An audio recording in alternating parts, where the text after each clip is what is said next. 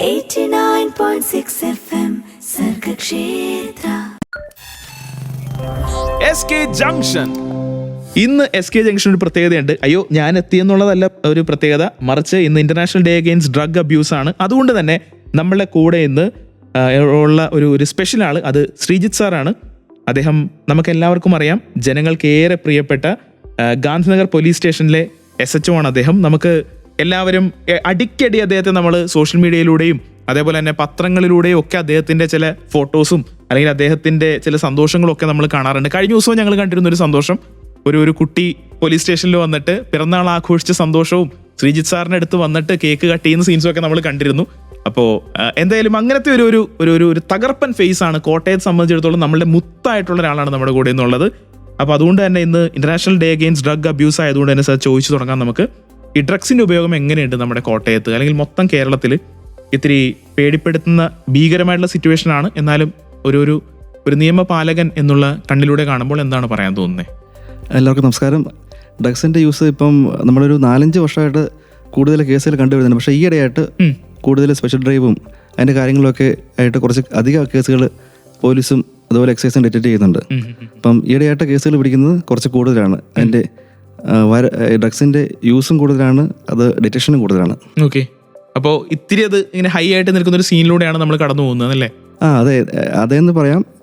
ഇപ്പം കഴിഞ്ഞ ഒരു 4 മാസമായിട്ട് കേരള പോലീസിൻ്റെ കണക്ക് പ്രകാരം വളരെ വലിയൊരു ഹ്യൂജ് ക്വാണ്ടിറ്റിയാണ് പിടിച്ചേക്കുന്നത്. ഇപ്പം നമ്മൾ ഗാന്ധിനഗർ സ്റ്റേഷൻ്റെ കാര്യം തന്നെ പറഞ്ഞാൽ കഴിഞ്ഞ ഒരു 8 മാസം കൊണ്ട് ഒരു 9 പ്രധാനപ്പെട്ട കേസുകൾ പിടിച്ചു. ഈ മാസം ആദ്യവും പിടിച്ചു ഒരു 38.91 ഗ്രാം MDMA. അതുപോലെ ഇന്നലെയും പിടിച്ചു. ഇന്നലെ ഒരു 4.18 ഗ്രാം MDMA കിട്ടി. അപ്പം ഈ MDMA അതുപോലെ മറ്റ് നർക്കോട്ടിക് ഡ്രഗ്സ്, കോൺട്രാബാൻഡ് ഐറ്റംസ് എല്ലാം ഈസിലി അവൈലബിൾ ആയി കഴിഞ്ഞു. അതാണ് മനസ്സിലാക്കേണ്ടത്. അപ്പം പ്രത്യേകിച്ച് ഗാന്ധിനഗർ പോലുള്ള സ്ഥലത്ത് കൂടുതൽ എഡ്യൂക്കേഷൻ ഇൻസ്റ്റിറ്റ്യൂഷൻസ് ഉണ്ട്, മെഡിക്കൽ കോളേജ് ഉൾപ്പെടെ. അപ്പം 11 കോളേജും ഉണ്ട്, 34 സ്കൂളുണ്ട്. അപ്പം അതുകൊണ്ടായിരിക്കാം ഇത് കൂടുതൽ വരുന്നത്, അങ്ങനെ കൂടുതൽ കേസുകൾ പിടിക്കേണ്ട ഒരു സാഹചര്യം ഉണ്ടാകുന്നത്. ഞാനിപ്പോൾ ഇങ്ങനെ സംസാരിക്കുന്നതിനിടയിൽ ഓർത്തൊരു കാര്യം ചോദിച്ചോട്ടെ. അതായത് നമ്മളുടെ കേരളം, ഇപ്പോൾ മറ്റൊരു സംസ്ഥാനം നമുക്ക് എടുക്കണ്ട, നമ്മളുടെ സ്വന്തം നമ്മളുടെ മുത്തായ കേരളം മാത്രം നമ്മൾ എടുത്താൽ മതി. കേരളത്തിൽ ശരിക്കും പറഞ്ഞാൽ പോലീസ് ഉദ്യോഗസ്ഥർ വളരെ ജാഗരൂകരായിട്ട് വർക്ക് ചെയ്യുന്നൊരു സ്പേസ് ആണ്. എക്സൈസ് വളരെ ജാഗരൂകരായിട്ട് വർക്ക് ചെയ്യുന്നൊരു സ്പേസ് ആണ്. മറ്റ് സംസ്ഥാനത്തേക്കാൾ ഒരു പടി മുന്നിലാണ് എപ്പോഴും നമ്മൾ. ഞാൻ എന്താ പറയുക, നിങ്ങളോട് എല്ലാവരോടുള്ള ബഹുമാനവും സ്നേഹവും ഒക്കെ ഇതിനോടൊപ്പം തന്നെ തരുന്നതിനോടൊപ്പം തന്നെ ചോദിക്കുകയാണ്. എന്നാൽ പോലും എന്തായിരിക്കും ഇത്രയൊക്കെ അന്യ സംസ്ഥാനത്ത് നിന്ന് ഇങ്ങനെയുള്ള ഡ്രഗുകളൊക്കെ വരുന്നത് എന്തുകൊണ്ടായിരിക്കും? എങ്ങനെയൊക്കെ ആയിരിക്കും ഒരു ഒളിപ്പിച്ച് കടത്തുന്നത് ഇതെല്ലാം?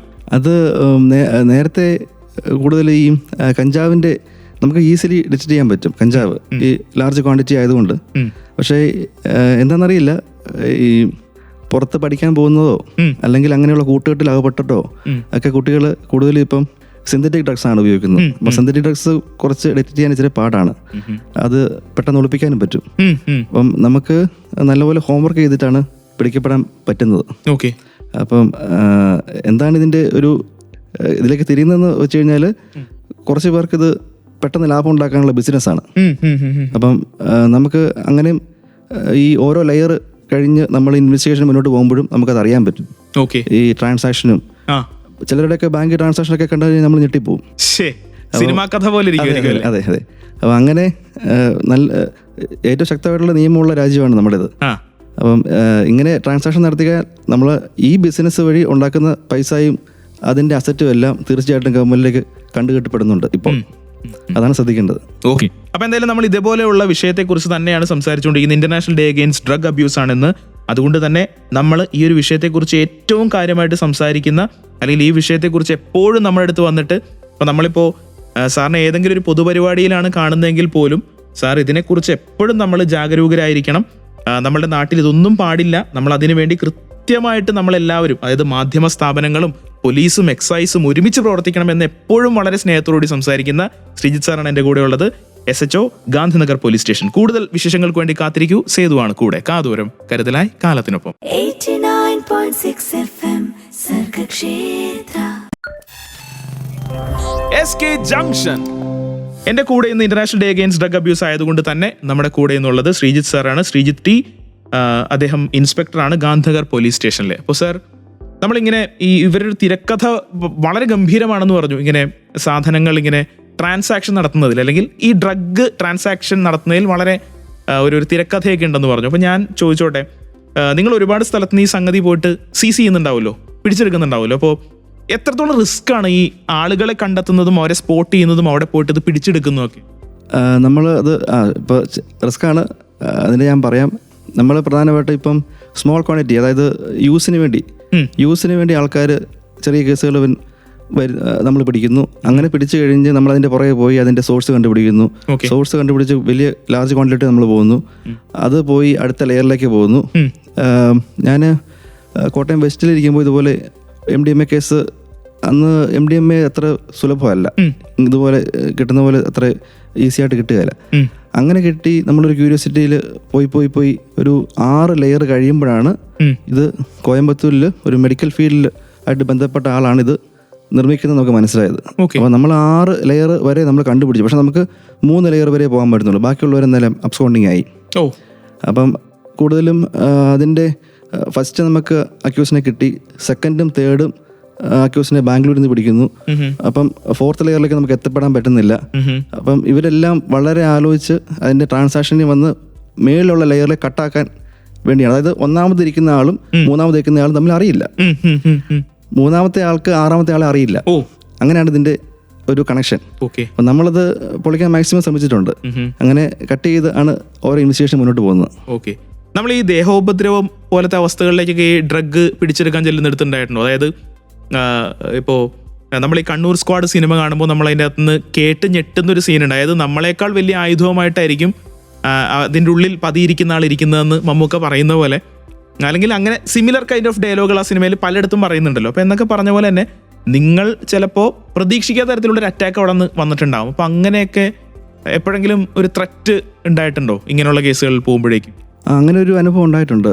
ഇതുപോലെ നമുക്ക് ഇൻഫർമേഷൻ കിട്ടി, അത് ലാർജ് ക്വാണ്ടിറ്റി കഞ്ചാവ് വരുന്നുണ്ടെന്ന് പറഞ്ഞ് നമുക്ക് കാർ ഐഡൻറ്റിഫൈ ചെയ്തു. നമ്മൾ കാറ് വരുന്ന സ്പോട്ടിൽ ഏകദേശം പാർട്ടി റെഡിയായിട്ട് നിൽക്കുകയാണ്. നമ്മുടെ ഇൻഫോമർ കാറിനെ ഫോളോ ചെയ്യുന്നുണ്ട്. ഏകദേശം അടുത്ത് വന്നപ്പോഴത്തേക്കും അതൊരു വെളുപ്പങ്കാലാണ്. അപ്പോൾ നമ്മൾ ബാരിക്കേഡ് വെച്ച് ക്രോസ് ചെയ്തു. വണ്ടി വളഞ്ഞു. ഞങ്ങൾ അത്രയ്ക്ക് ചിന്തിച്ചില്ല. വണ്ടി നിർത്തി ആളെ ഇറക്കാമെന്നുള്ള ധാരണയിലായിരുന്നു. ഞങ്ങൾ വെപ്പൺസ് ഇല്ലായിരുന്നു അന്നേരം. പക്ഷേ പെട്ടെന്ന് വണ്ടി ഓടിച്ചിരുന്ന ആൾ ഫസ്റ്റ് ഗിയർ ഇട്ട് നേരെ മുന്നോട്ട് പോയി. മുന്നിൽ ഞാൻ നിന്നു, എൻ്റെ കൂടെ 2 പോലീസുകാരുണ്ടായിരുന്നു. പെട്ടെന്ന് അങ്ങോട്ടും ഇങ്ങോട്ടും തള്ളി മാറ്റി ബാരിക്കേഡ് ഇടിച്ച് തെറിപ്പിച്ചു. വണ്ടി അവിടുന്ന് നമ്മൾ ഈ സിനിമ കാണുന്ന പോലെ അത്രയ്ക്ക് സ്പീഡിലാണ് വണ്ടി എടുത്തുകൊണ്ട് പോയി. പക്ഷേ നമുക്ക് അങ്ങനെ ഫോളോ ചെയ്ത് കുറച്ച് ദൂരം പോയി. പിന്നെ അങ്ങോട്ട് ഇപ്പോൾ ഫോളോ ചെയ്തെങ്കിൽ പിന്നെ അത് വലിയ ആക്സിഡൻറ്റ് ഉണ്ടാകാൻ സാധ്യതയുണ്ട്. അതുകൊണ്ട് പിന്നെ അത് പിടിക്കാൻ പറ്റിയില്ല. പിന്നെ പിന്നീടാണ് പിടിച്ചത്. അങ്ങനെ അനുഭവങ്ങൾ ഉണ്ടായിട്ടുണ്ട്. ഓക്കെ, നമ്മൾ ചില സാഹചര്യങ്ങളിൽ നമ്മൾ എന്താ പറയണേ, ഇപ്പോൾ അമ്മയെ തല്ലിയാലും രണ്ടുണ്ട് പക്ഷം എന്ന് പറയുന്ന പോലെ നമ്മൾ അങ്ങനെ ഒരു ബുദ്ധിയും നമ്മളോട് ഉപയോഗിക്കേണ്ടിയിരിക്കുന്നു. അതുകൊണ്ട് തന്നെ അവരുടെ ജീവൻ പോകണ്ടെന്ന് കരുതിയിട്ട് പോലും നമ്മൾ ആ ഒരു മിഷനൊക്കെ ഒന്ന് ഒതുക്കി വെച്ചിട്ട് നമുക്ക് കിട്ടും, വലയിലവൻ വരും എന്നൊരു പ്രതീക്ഷയിലൊക്കെ നിൽക്കേണ്ടി വരും എന്നുള്ളത് തന്നെയാണ് സാറ് പറയുന്നത്. എന്തായാലും ഇങ്ങനെയുള്ള ചില ഓപ്പറേഷൻസും അതുപോലെ തന്നെ ഇവരുടെ സ്വന്തം ശരീരമോ സ്വന്തം ജീവനോ പോലും നോക്കാണ്ടാണ് പലയിടത്തും ചില ഓപ്പറേഷൻസിൽ എത്തിച്ചേരുന്നതൊക്കെ നമുക്കറിയാം. അപ്പോൾ ആ ഒരു കാര്യങ്ങൾ നമ്മൾ ഡിസ്കസ് ചെയ്തുകൊണ്ട് ഇന്നത്തെ SK ജംഗ്ഷൻ ഇങ്ങനെ മുന്നോട്ട് പോയിക്കൊണ്ടിരിക്കുകയാണ്. International day against drug abuse ആണെന്ന് ആ ഒരു ദിനത്തിൽ എൻ്റെ കൂടെയുള്ളത് SHO of Gandhinagar station Sreejith T സാറാണ്. സാർ, നമ്മൾ പാട്ടിലേക്ക് പോകുന്നു. പാട്ട് കഴിഞ്ഞിട്ടാണ് നമുക്ക് ഇനിയിപ്പോൾ ഒരു പ്രധാനപ്പെട്ട ചോദ്യം ചോദിക്കാനുള്ളത്. ഡ്രഗ് അബ്യൂസുമായിട്ട് ബന്ധപ്പെട്ട് വരുന്ന കേസുകൾ എത്രത്തോളമാണ് കേരളത്തിലുള്ളത്? അതിനകത്ത് നമ്മുടെ കോട്ടയം ഡിവിഷന്റെ കണക്കുകളൊക്കെയാണ് നമുക്ക് അറിഞ്ഞാൽ കൊള്ളാമെന്നുള്ളത്. അപ്പോൾ അതിനുവേണ്ടി കേട്ടുകൊണ്ടിരിക്കൂ. സേതുവാണ് കൂടെ, കാതൂരം കരുതലായി കാലത്തിനൊപ്പം. 89.6 FM സർഗക്ഷേത്ര SK ജംഗ്ഷൻ. ഇന്ന് international day against drug abuse. ഇന്ന് എൻ്റെ കൂടെയുള്ളത് SHO of Gandhinagar police station Sreejith സാറാണ് എൻ്റെ കൂടെയുള്ളത്. സാർ, ഇപ്പോൾ നമ്മളിങ്ങനെ കേസ് അല്ലെങ്കിൽ ഡ്രഗ് അബ്യൂസ് കേസുകൾ കൂടുന്നു, അല്ലെങ്കിൽ അതിൻ്റെ ഒരു വളർച്ച വളരെ കൂടുതലാണെന്ന് പറയുന്നു എന്നുള്ളത് നമ്മളെപ്പോഴും കേട്ടിട്ടുണ്ട്. പക്ഷേ ഇതിനകത്തൊരു കണക്ക് വെച്ച് പറയുകയാണെങ്കിൽ എന്താണ് ഇപ്പോൾ കേരളത്തിൽ വരുന്ന കേസുകളുടെ അവസ്ഥ, അല്ലെങ്കിൽ എത്രത്തോളമാണ് ആ കേസുകളുള്ളത്? അതിൻ്റെ അകത്ത് കോട്ടയത്തിൻ്റെ ഒരു ഷെയർ എത്രത്തോളമാണ്? കേരളത്തിൽ ഏറ്റവും കൂടുതൽ ഇങ്ങനെയുള്ള കേസുകൾ ഏത് ജില്ലയിലാണ് സംഭവിക്കുന്നത്? അങ്ങനെയൊക്കെ ഒന്ന് ഷെയർ ചെയ്യാവോ? നമുക്കങ്ങനെ സ്പെസിഫിക് ആയിട്ട് പറഞ്ഞു കഴിഞ്ഞാൽ അങ്ങനെ ഒരു ജില്ലയെ പോയിന്റ് ഔട്ട് ചെയ്ത് പറയുന്നതല്ല. ഞാനൊരു കാര്യം പറയാം. നമ്മുടെ ഈ 18 വയസ്സിൽ താഴെയുള്ള കുട്ടികളെ ഡി-അഡിക്ഷൻ സെൻ്റർ ഉണ്ട് നമ്മുടെ ജില്ലയിൽ. അങ്ങനെ കുറച്ച് സെൻ്ററുകളുണ്ട്. ഒരു പർട്ടിക്കുലർ സെൻ്ററിൽ മാത്രം 2000-ൽ അധികം കുട്ടികളുണ്ട്. നമ്മൾ ഓർത്ത് നോക്കുക, 18 വയസ്സിൽ താഴെയുള്ള കുട്ടികളാണ്. അപ്പം നമ്മൾ ആ കണക്ക് വെച്ചിട്ടൊന്ന് ഓർത്ത് നോക്കിയാൽ 18 വയസ്സിന് മേളുള്ളവർ എത്രത്തോളം ഉണ്ടായിരിക്കും. നമ്മൾ ഈ മെഡിക്കൽ കോളേജ് പോകുമ്പോഴത്തേക്കും ഈ സൈക്കാട്രിക് വാർഡ് 4-ാം വാർഡിൽ വരുന്ന മിക്ക ആൾക്കാരും ഈ ഡ്രഗ് യൂസ് ചെയ്ത് ഓവർ യൂസ് ചെയ്ത് പ്രശ്നത്തിലായിട്ടുള്ള ആൾക്കാരാണ്. നമ്മൾ ഈ സ്റ്റേഷനിൽ ഇരിക്കുമ്പോഴത്തേക്കും നിസ്സഹായരായി മാതാപിതാക്കൾ വിളിക്കും, വീട് തല്ലിപ്പൊളിച്ച് നാശമാക്കി. അങ്ങനെ എത്രയോ പേരെ പോലീസ് ഇടപെട്ട് പിടിച്ച് ആംബുലൻസിൽ കയറ്റി കൊണ്ടുപോകേണ്ട ഒരു അവസ്ഥ ഉണ്ടായിട്ടുണ്ട് എന്നുള്ളത് ഭയങ്കര ദയനീയമായിട്ടുള്ള കാഴ്ചയാണ്. നമ്മൾ ചെന്ന് കാണുമ്പോഴത്തേക്കും നല്ല കുടുംബം, നല്ല ഫാമിലി, നല്ല വെൽത്തി ഫാമിലി. എനിക്ക് അങ്ങനെ കോട്ടയം വെസ്റ്റ് ഇരിക്കുമ്പോഴത്തേക്ക് അങ്ങനെ 2-3 അനുഭവം ഉണ്ടായിട്ടുണ്ട്. അപ്പോൾ പയ്യൻ വളരെ ഡേഞ്ചറസ് ആയിട്ട് അവൻ കയ്യിൽ ആയുധമായിട്ട് നിൽക്കുകയാണ്. അവൻ സ്വയമേ മുറിക്കുകയാണ്. അപ്പം അവൻ്റെയും കൂടെ സേഫ്റ്റി നോക്കി വേറെ ആർക്കും പരിക്ക് പറ്റാതെ അവനെ പിടിച്ച് നമ്മൾ ആംബുലൻസിൽ കയറ്റി ഹോസ്പിറ്റലിൽ എത്തിക്കുകയാണ്. അങ്ങനെ ഒരുപാട് അനുഭവം ഉണ്ടായിട്ടുണ്ട്. വളരെ അലാമിംഗ് ആയിട്ടുള്ള റേറ്റ് വളരെ ഹൈ ആണ്. അതാണ് നമ്മളൊന്ന് ഒരു സെക്കൻഡ് നമ്മളൊരു റെസ്പോൺസ് തെറ്റിക്കേണ്ടിട്ട് ചിലപ്പോൾ അവിടെ ഒരു എന്താ പറയുക ഒരു ജീവൻ തന്നെ പൊലിഞ്ഞേക്കാം എന്നുള്ള അവസ്ഥ. അതെ. ഓക്കെ, അപ്പോൾ എന്തായാലും നമ്മൾ ഇത്രയും എനിക്ക് തന്നെ അതിങ്ങനെ പലപ്പോഴും സാറ് പറയുന്ന ഓരോ കാര്യവും ഞാനിങ്ങനെ വിഷ്വലൈസ് ചെയ്യുന്നുണ്ട്. സാറിൻ്റെ മുഖം കാണുമ്പോൾ മനസ്സിലാവുന്നുണ്ടാവും ചിലപ്പോൾ എന്ന് എനിക്ക് തോന്നുന്നു. ഇപ്പോൾ ആ വണ്ടി ഓടിപ്പോയ സീൻ പറഞ്ഞപ്പോഴും ഇപ്പോൾ ആ വീട്ടിലെ ചെക്കൻ അല്ലെങ്കിൽ ആ ഒരു പയ്യൻ കത്തിയുമായി നിൽക്കുന്ന സീനൊക്കെ ഞാൻ ഇങ്ങനെ വിഷ്വലൈസ് ചെയ്തുകൊണ്ടിരിക്കുകയായിരുന്നു. എന്തായാലും ഇത് കഴിഞ്ഞിട്ട് നമ്മൾ പാട്ട് കഴിഞ്ഞിട്ട് ചോദിക്കാനായിട്ട് എനിക്കുള്ളത് ഒരു വീട്ടിൽ നടക്കുന്ന സംഭവങ്ങളെ കുറിച്ചാണ്. അപ്പോൾ അതിലേക്ക് നമുക്ക് വരാം. അതിനുവേണ്ടി കേട്ടുകൊണ്ടിരിക്കുക എൻ്റെ കൂടെ എന്നുള്ളത് ഇൻസ്പെക്ടറാണ്. അദ്ദേഹം ഏത് പോലീസ് സ്റ്റേഷനിലാണെന്ന് ചോദിച്ചിട്ടുണ്ടെങ്കിൽ ഗാന്ധിനഗർ പോലീസ് സ്റ്റേഷനിലെ ഇൻസ്പെക്ടറാണ് എൻ്റെ കൂടെയുള്ളത്. ശ്രീജിത്ത് സാറാണ് കൂടെയുള്ളത്. ഇത് സർഗക്ഷേത്ര 89.6 FM കാതോരം കരുതലായി കാലത്തിനൊപ്പം. 89.6 FM സർഗക്ഷേത്ര. SK junction. ഇന്ന് SK ജംഗ്ഷനിൽ international day against drug abuse ആയതുകൊണ്ട് തന്നെ എൻ്റെ കൂടെയുള്ളത് ശ്രീജിത്ത് സാറാണ്. അദ്ദേഹത്തെ എല്ലാവർക്കും അറിയാം. എനിക്ക് തോന്നുന്നത് നമ്മുടെ കോട്ടയത്ത് പൊതു ഇടങ്ങളുമായിട്ട് ബന്ധമുള്ള, അതിപ്പോൾ ഒരു രാഷ്ട്രീയ പ്രവർത്തകനാകണം എന്നില്ല, അതിപ്പോൾ ഒരു ടീച്ചർ ആണെങ്കിലും അല്ലെങ്കിൽ ഇപ്പോൾ പോലീസുമായിട്ട് ഡയറക്റ്റ് ബന്ധമില്ലാത്ത മറ്റ് ഡിപ്പാർട്ട്മെൻറ്റുകളിൽ വർക്ക് ചെയ്യുന്ന ആളുകളാണെങ്കിലും ഒക്കെ അവർക്ക് എല്ലാവർക്കും സുപരിചിതമായിട്ടുള്ളൊരു മുഖമാണ് ശ്രീജിത്ത് സാറിൻ്റേത്. കഴിഞ്ഞ ദിവസം നമ്മളുടെ RJs ആയിട്ടുള്ള ബിൻസിയും പിന്നെ നമ്മുടെ ഇവിടുത്തെ 1-2 RJസും ഒക്കെ ഉണ്ടായിരുന്നു. അപ്പോൾ അവരിങ്ങനെ പുറത്തേക്ക് പോയപ്പോഴത്തേക്കും പെട്ടെന്ന് സാറിനെ കണ്ടു, പിന്നെ വളരെ കാര്യമായിട്ട് സംസാരിച്ചു എന്നൊക്കെ പറഞ്ഞു. അപ്പോൾ പൊതുവിടത്തിൽ വളരെ നമുക്ക് എപ്പോഴും അവൈലബിൾ ആയിട്ടുള്ള ഒരാളാണ് സാർ. നമുക്ക് സാറിൻ്റെ ഡ്യൂട്ടി ഡ്രസ്സിൽ മാത്രമല്ല നമുക്ക് സാറിനോട് സംസാരിക്കാൻ പറ്റുക. സാറ് ഫാമിലിയോടൊപ്പം ഇരിക്കുന്ന സമയത്താണെങ്കിൽ പോലും നമ്മളൊരു പ്രശ്നമുണ്ട് സാറേ ഒന്ന് സംസാരിക്കണം എന്ന് പറഞ്ഞിട്ടുണ്ടെങ്കിൽ സാർ അതിനിപ്പോൾ എന്താ നമുക്ക് സംസാരിക്കാമല്ലോ എന്ന് പറയുന്നൊരു ഒരു വൈബ് സാർ, നമ്മൾ പുതിയ ജനറേഷൻ വാക്ക് പറയുമ്പോൾ അങ്ങനെ വേണമല്ലോ പറയാൻ, ഒരു വൈബ് സാർ എപ്പോഴും ക്രിയേറ്റ് ചെയ്തിട്ടുണ്ട്. അപ്പോൾ അതുകൊണ്ട് തന്നെയാണ് ഞാൻ ചോദിക്കുന്ന ഈ ചോദ്യം കുടുംബങ്ങളുമായിട്ട് ബേസ് ചെയ്തൊരു ചോദ്യമാണ്. അതായത് ഇപ്പോൾ ഒരു വീട്ടിൽ ഒരു കുട്ടി അല്ലെങ്കിൽ ഒരു മുതിർന്ന ആൾക്ക് ഡ്രഗിൻ്റെ യൂസ് കൂടുതലാണെന്ന് ആ വീട്ടുകാരറിയാണ്. ചിലപ്പോൾ ആ വീട്ടിലെ സഹോദരി ആയിരിക്കാം, സഹോദരനായിരിക്കാം, മകനായിരിക്കാം, മകളായിരിക്കും. വീട്ടുകാർക്ക് എങ്കിൽ തങ്ങളുടെ ഒരു കുടുംബത്തിലുള്ളൊരു സ്റ്റേറ്റസ് ഉണ്ട്, അല്ലെങ്കിൽ സോഷ്യൽ സ്റ്റേറ്റസ് ഉണ്ടല്ലോ, അത് കളയാണ്ട് എങ്ങനെയായിരിക്കും പോലീസിനെ ഇത് കാര്യങ്ങൾ അറിയിച്ച് മകനെ അല്ലെങ്കിൽ മകളെ അല്ലെങ്കിൽ സഹോദരനെ സഹോദരിയൊക്കെ ഡി അഡിക്ഷൻ സെൻ്ററിലോട്ടൊക്കെ മാറ്റാനായിട്ടുള്ളൊരു പ്രക്രിയ എങ്ങനെയായിരിക്കും? അതായത് നമ്മളേറെ കൺസേൺഡ് ആയിട്ടുള്ളത് എപ്പോഴും നമ്മുടെ സോഷ്യൽ സ്റ്റേറ്റസ് തന്നെയാണല്ലോ എന്തൊക്കെ പറഞ്ഞാലും. അപ്പോൾ ആ ഒരു സിറ്റുവേഷൻ എങ്ങനെയായിരിക്കും ഒരു കുടുംബത്തിന് ഹാൻഡിൽ ചെയ്യാൻ പറ്റും? ഞാനിപ്പം ഇവിടെ സ്കൂളുകളിൽ ഇതിനെ കുറിച്ച് ക്ലാസ് എടുക്കാൻ പോകുമ്പോഴാണേലും ടീച്ചർമാരോടും പേരൻസിനോടും പറയാറുണ്ട്, നമ്മൾ അങ്ങനെയുള്ള പ്രശ്നമുള്ള, അതായത് പെട്ടെന്ന് യൂഷ്വലായിട്ടുള്ള ഒരു സ്വഭാവം മാറി എന്തെങ്കിലും എക്സ്ട്രാ ഓർഡിനറി ആയിട്ട് കുട്ടി പെരുമാറുന്നുണ്ടെങ്കിൽ അത് ശ്രദ്ധിക്കണം. അത് ശ്രദ്ധിച്ച് ഒന്നെങ്കിൽ സ്കൂളിൽ കൗൺസിലർമാർ വരുന്നുണ്ട്, കൗൺസിലർമാരുമായിട്ടാണ് പെട്ടെന്ന് കുട്ടി അടുപ്പമാകുക. പിന്നെ ഫ്രണ്ട്സിനോട് പറയാം, ടീച്ചേഴ്സിനോട് പറയാം, ഇനി പേരൻസിന് ഞങ്ങളെ അറിയിക്കാം. എല്ലാവരും പേടിച്ചിരിക്കുന്നത് വന്നു കഴിഞ്ഞാൽ കേസാവുന്നതാണ്. അങ്ങനെയല്ല, കേസ് എടുക്കാമെന്ന് മാത്രമല്ല നമ്മുടെ ഉദ്ദേശം. നർക്കോട്ടിക് സെല്ലിൽ ഡി അഡിക്ഷന് അത് ഇത് നർക്കോട്ടിക്സ് ഉപയോഗിക്കുന്ന കുട്ടികൾക്ക് ഉള്ള പിന്നെ കൗൺസിലിംഗ് ഉണ്ട്, അതേപോലെ അവർക്ക് വേണ്ട ചികിത്സ ലഭ്യമാകാനുള്ള പദ്ധതികളെല്ലാം ഉണ്ട്. അപ്പം ഭയം കൂടാതെ ഇങ്ങനെയുള്ള കാര്യം നേരത്തെ മുൻകൂട്ടി നമ്മളെ അറിയിച്ചു കഴിഞ്ഞാൽ വലിയ ഒഫൻസ് ഉണ്ടാകുന്നതിലും നമുക്ക് തടയാൻ പറ്റും.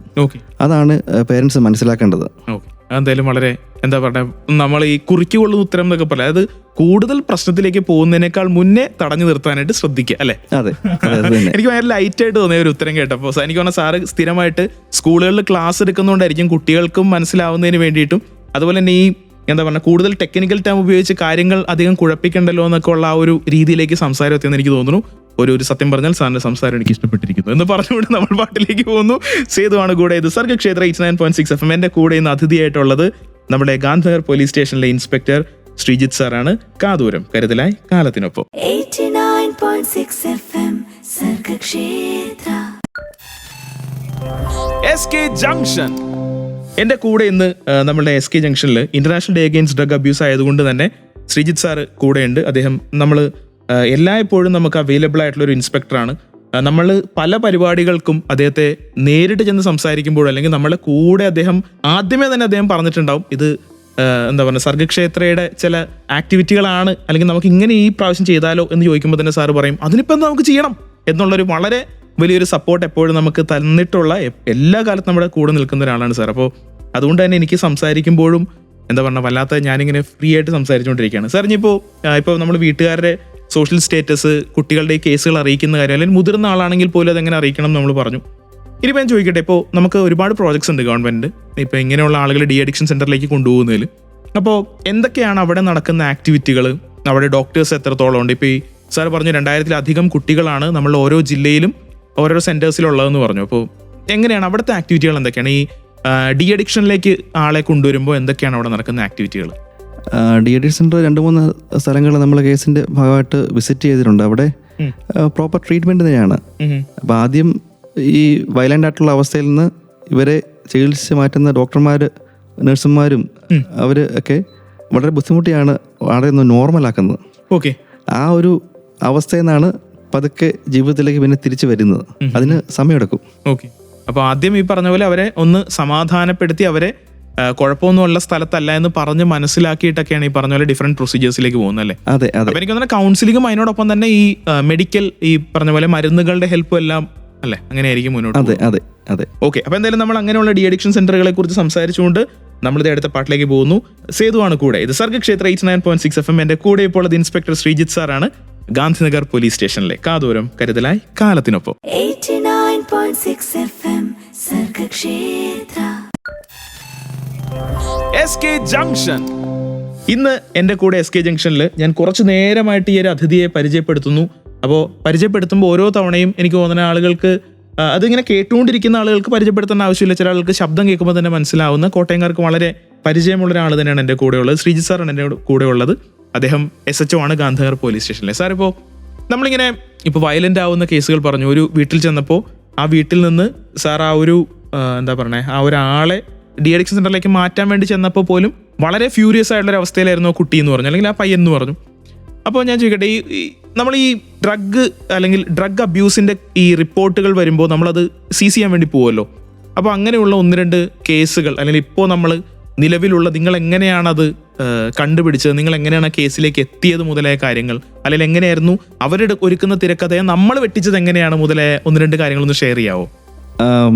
കോടതിയിലുള്ള കേസുകളുടെ ഡീറ്റെയിൽസ് ഞാൻ പറയുന്നില്ല. എന്നിരുന്നാൽ പോലും കേസ് പിടിക്കുമ്പോൾ നമുക്ക് ആദ്യം എന്തെങ്കിലും ഇൻഫർമേഷൻ ആണ് സ്റ്റാർട്ട് ചെയ്യുക. ഇൻഫർമേഷൻ സ്റ്റാർട്ട് ചെയ്യുമ്പോഴത്തേക്ക് നമ്മൾ അവരെ വാച്ച് ചെയ്യും. അത് ദിവസങ്ങളെടുക്കും. ചിലപ്പോൾ അതിന് പ്രത്യേക ടീമുണ്ട്. ഓക്കെ, ബഹുമാനപ്പെട്ട ജില്ലാ പോലീസ് മേധാവിയുടെ നേതൃത്വത്തിലുള്ള ടീമുണ്ട്, സബ് ഡിവിഷൻ ലെവലിൽ ടീമുണ്ട്, സ്റ്റേഷൻ ലെവലിൽ ടീമുണ്ട്. അപ്പം ഇവരെല്ലാം വാച്ച് ചെയ്തിട്ട് കോൺട്രാബാൻഡ് ഐറ്റം വരും എന്ന് ഉറപ്പിച്ചതിന് ശേഷം മാത്രമേ നമ്മൾ എക്സിക്യൂഷനിലേക്ക് ഇറങ്ങുള്ളൂ. ഓക്കെ, അപ്പം അത് ഇന്നലെ തന്നെ നമുക്ക് ഇൻഫർമേഷൻ കിട്ടി. രാത്രി ഒരു 7 മണിക്കാണ് കിട്ടിയത്. നമ്മൾ വെയിറ്റ് ചെയ്തു. വെളുപ്പിന് 2 മണി ആയപ്പോഴാണ് ഡിറ്റക്ഷൻ ആയത്. ഓക്കെ, അപ്പം 2 മണി എന്നുള്ളത് 3 മണി, 4 മണി, 5 മണിക്കാണ് സ്റ്റേഷനിലെ മിക്ക പോലീസ് ഓഫീസറും പോകുന്നത്. ഇന്നലെ വെളുപ്പിനെ അവർ പോയി പെട്ടെന്ന് റെഡിയായി 10 മണിക്ക് തിരിച്ചു വരികയും ചെയ്തു. അപ്പം അതിൻ്റെ ഫലമായിട്ട് നല്ലൊരു കേസ് ഇന്നലെ കിട്ടി. അപ്പം നമ്മൾ ഉറക്കമടിച്ച് ചെയ്യുന്നത് നാട്ടിൽ ഇത് സ്പ്രെഡ് ചെയ്യാതിരിക്കാൻ വേണ്ടിയാണെന്നുള്ള കാര്യം മനസ്സിലാക്കുക. ഓക്കെ, അല്ലാണ്ട് കൂടുതൽ തിരക്കഥകൾ എങ്ങനെയാണെന്നുള്ളത് നമുക്ക് പറയാൻ പറ്റില്ല എന്നല്ലേ? അതിനകത്ത് കുറച്ച് ടെക്നിക്കുകളും കാര്യങ്ങളുണ്ട്. അത് ഞാൻ റിവീൽ ചെയ്യുന്നില്ല. നമ്മൾ ഡിപ്പാർട്ട്മെന്റ് മാത്രം അറിയുന്ന കുറച്ച് കാര്യങ്ങളുണ്ട്. അത് വേണമെന്നില്ല. കാരണം എന്ന് വെച്ചിട്ടുണ്ടെങ്കിൽ നമുക്ക് നമ്മുടെ നാട്ടിലുള്ള ആളുകൾ സുഖമായിരിക്കുക എന്ന് മാത്രമേ ആഗ്രഹമുള്ളൂ. അവർക്കുണ്ടാവുന്ന പ്രശ്നങ്ങൾ എങ്ങനെയാണ് നിങ്ങൾ ടാക്കിൾ ചെയ്യുന്നത് നമുക്ക് പറഞ്ഞു തരണമെന്ന് നമ്മൾ ഒരിക്കലും ആഗ്രഹിക്കുന്നില്ല. ഇനി ഞാൻ ചോദിക്കട്ടെ സാർ, ഇപ്പോൾ ഇതിൻ്റെ ഒരു എന്താ പറയുക, ഇത്രയും അടുപ്പമുള്ള ഒരു പോലീസ് ഉദ്യോഗസ്ഥന് മുന്നിൽ കിട്ടിയോണ്ട് ചോദിക്കുന്ന ഒരു ചോദ്യമാണ്. ശരിക്കും ഒരു പോലീസ് ഉദ്യോഗസ്ഥൻ എന്ന് പറഞ്ഞിട്ടുണ്ടെങ്കിൽ പണ്ടൊക്കെ നമ്മൾ സിനിമയിലൊക്കെ ഇപ്പോൾ വളരെ ദേഷ്യപ്പെടുന്ന ഒരാളൊക്കെ ആയിട്ടായിരിക്കും എപ്പോഴും സിനിമയിൽ ചിത്രീകരിക്കുന്നത്. അന്നും സ്നേഹമുള്ള പോലീസുകാരും അല്ലെങ്കിൽ ജനങ്ങൾക്ക് ആവശ്യമുള്ള കാര്യങ്ങൾ തിരിച്ചറിഞ്ഞ് ന്യായമായ വിധി തരുന്ന പോലീസുകാരും ഒക്കെ ഉണ്ട്. എന്നാലും ചോദിച്ചോട്ടെ, ശരിക്കും പോലീസ് എന്നുള്ളൊരു ഡിപ്പാർട്ട്മെന്റിലേക്ക് ജോലിക്ക് വരുമ്പോഴേ ശരിക്കും ഈ ബുദ്ധിയും അല്ലെങ്കിൽ കാര്യങ്ങൾ അനലൈസ് ചെയ്യാനായിട്ടുള്ള ശക്തിയും മാത്രമല്ല, ഒരു പൊടിക്ക് നമ്മൾ ചില സമയത്ത് ഒരു നടനുമൊക്കെ ആയിരിക്കണമെന്ന് പറഞ്ഞിട്ടുണ്ടെങ്കിൽ തെറ്റാണെന്ന് സാറിന് പറയാൻ പറ്റും. അതായത് നമ്മൾ പല കാര്യങ്ങളും ചിലപ്പോൾ നമ്മൾ തെളിയിക്കുന്നതും ഒക്കെ നമ്മളുടെ ആ ഒരു നമ്മൾ അങ്ങനെ ഒരു ക്രിയേറ്റിവിറ്റിയും കൊണ്ട് കൂടുകയായിരിക്കുമല്ലോ. അപ്പോൾ അതൊക്കെ അത് സത്യമാണോ ഞാൻ പറഞ്ഞു? എന്തെങ്കിലും സത്യമുണ്ടോ ഇതിൻ്റെ അകത്ത്? അത് പിന്നെ ഞങ്ങൾക്ക് ട്രെയിനിങ് സമയത്ത് ഞങ്ങളോട് പറയും, സബ് ഇൻസ്പെക്ടറായിട്ട് ട്രെയിനിങ് സമയത്ത് ചേരുമ്പോൾ പറയും, സബ് ഇൻസ്പെക്ടർ എന്ന് പറയുന്ന സിറ്റുവേഷൻ ഓഫീസറാണ്. സിറ്റുവേഷൻ അനുസരിച്ച് എങ്ങനെ ഹാൻഡിൽ ചെയ്യണമെന്ന് പഠിച്ചിരിക്കണം. അതായത് ചിലപ്പോൾ ഒരു മാസം വന്നു കഴിഞ്ഞാൽ നമ്മളൊരു രജനീകാന്തല്ല ജീവിതത്തിൽ. അപ്പം ഒരു മാസം വന്നാൽ നമ്മുടെ സൈക്കോളജി എങ്ങനെ മാറണം, ഇനി ഒരാൾ നമ്മൾ ആക്രമിക്കാൻ വരികയാണെങ്കിൽ അങ്ങനെ ഒരുപാട് സംഭവങ്ങൾ ഉണ്ടായിട്ടുണ്ട്. വാക്കത്തിയൊക്കെ ആയിട്ട് നിൽക്കുന്ന ഈ സൈക്കാട്രിക് പേഷ്യൻസ് വാക്കത്തിയൊക്കെയായിട്ട് നിന്ന സംഭവങ്ങൾ ഉണ്ടായിട്ടുണ്ട്. അപ്പം നമ്മൾ ഏത് രീതിയിൽ പെരുമാറണം എന്ന് നമ്മൾ അന്നേരം മനസ്സിലാക്കണം.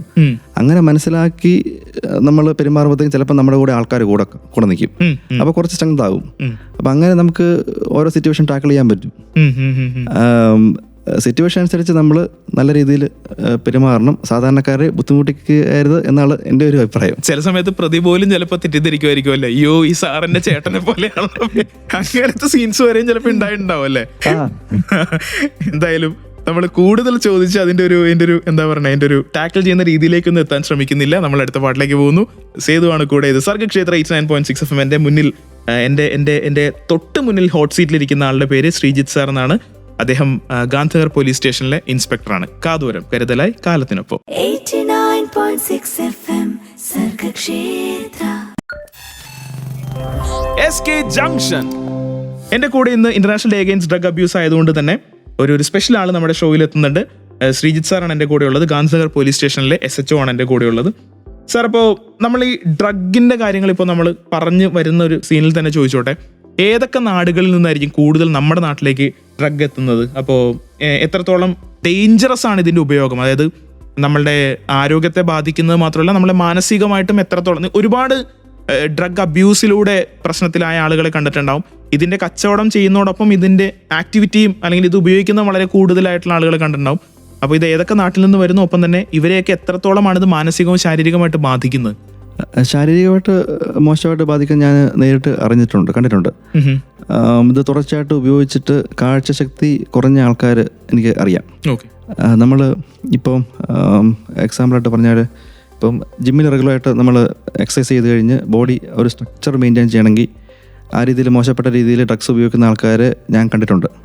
അങ്ങനെ ഉപയോഗിച്ച് കഴിഞ്ഞ് അതിൻ്റെ ദൂഷ്യഫലം എങ്ങനെയാണ് വരുന്നത് എന്നുള്ളത്, ആരോഗ്യം ഭയങ്കര തീർത്തും മോശമാവും. കിഡ്നി ഫെയിലർ ഉണ്ടാവും, പിന്നെ കാഴ്ചശക്തി കുറവാകും.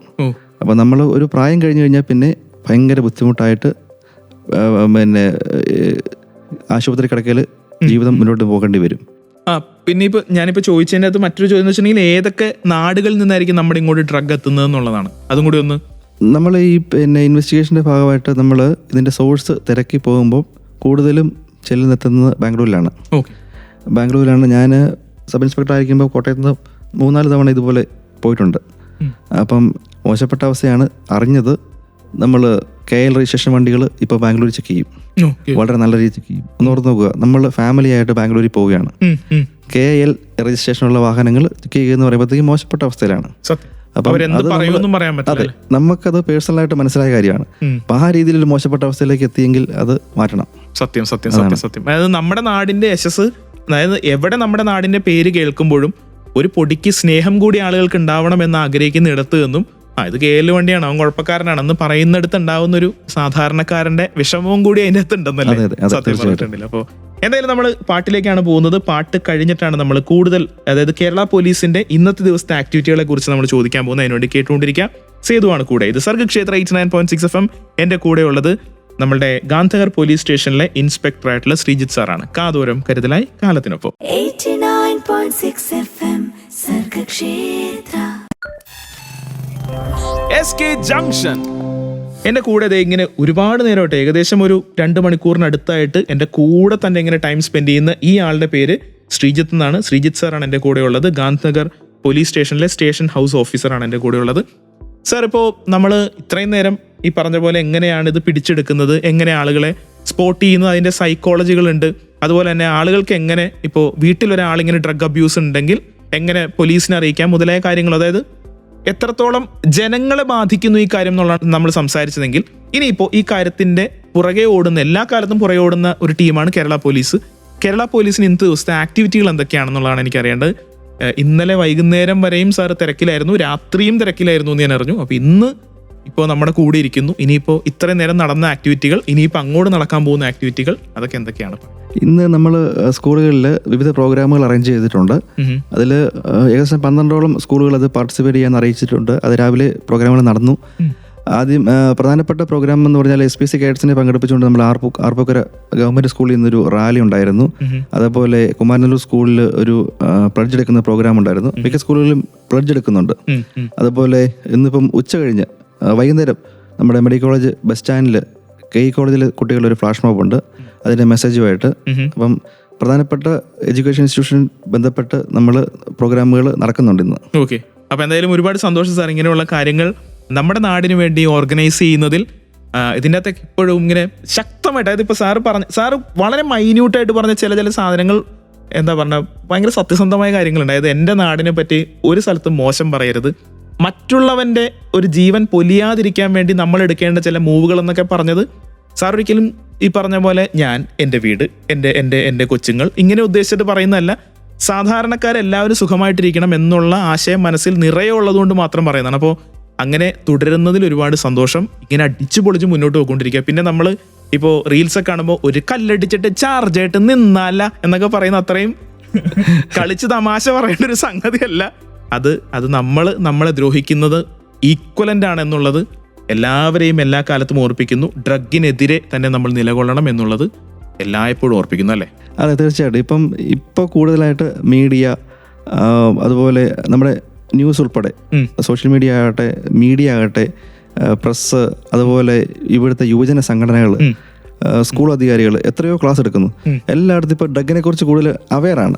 ഇത് കുഴപ്പം പിടിച്ചൊരു സാധനമാണ്. ഇത് നമ്മളിപ്പോൾ നോക്കിയില്ലെങ്കിൽ ഇത് നമുക്ക് ഭാവിയിൽ ജീവിക്കാൻ ബുദ്ധിമുട്ട് വരും. അതെ, എല്ലാവർക്കും ഇപ്പോൾ ഇത് മനസ്സിലായി.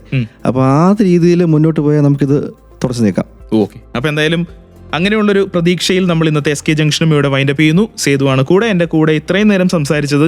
നമ്മളൊക്കെ ഇപ്പം ഞാൻ നേരത്തെ പറഞ്ഞു സാർ, ഇപ്പോൾ കേസ് തെളിയിക്കുന്നൊരു ടാക്ടിക്സ് ഉണ്ടല്ലേ എന്ന് പറഞ്ഞതിൽ അതൊരു ടാക്ടിക്സ് ആണ് അവിടെ കാണിക്കുന്നതെങ്കിൽ, ഇവിടെ എൻ്റെ സ്വന്തം ചേട്ടനെ പോലെ, നമ്മളുടെ എല്ലാവരെയും ചേട്ടനെ പോലെ സംസാരിച്ചത് നമ്മുടെ ഗാന്ധിനഗർ പോലീസ് സ്റ്റേഷനിലെ സ്റ്റേഷൻ ഹൗസ് ഓഫീസർ ശ്രീജിത്ത് സാറാണ്. സാർ താങ്ക് യു കേട്ടോ, ഇത്രയും ഗംഭീരമായിട്ട് നമ്മളിത് സംസാരിച്ച് തീർത്തല്ലോ. അതിന് thank you Sethu, thank you radio Sargakshetra. അപ്പൊ കേട്ടോണ്ടിരിക്കുക സർഗക്ഷേത്ര 89.6 FM. കാതോരം കരുതലായി കാലത്തിനൊപ്പം. 89.6 FM സർഗക്ഷേത്ര.